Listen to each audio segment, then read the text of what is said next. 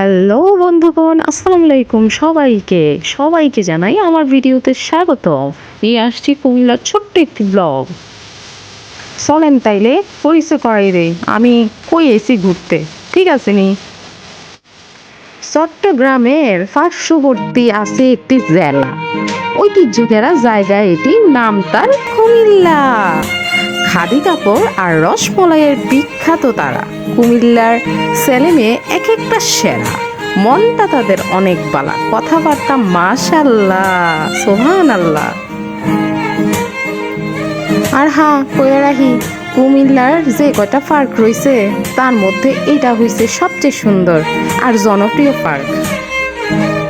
আরে থুক্কু, কইতাম তো ভুলে গেছি, এটির আসলে অবস্থান হইছে কুমিল্লা কোটবাড়িতে।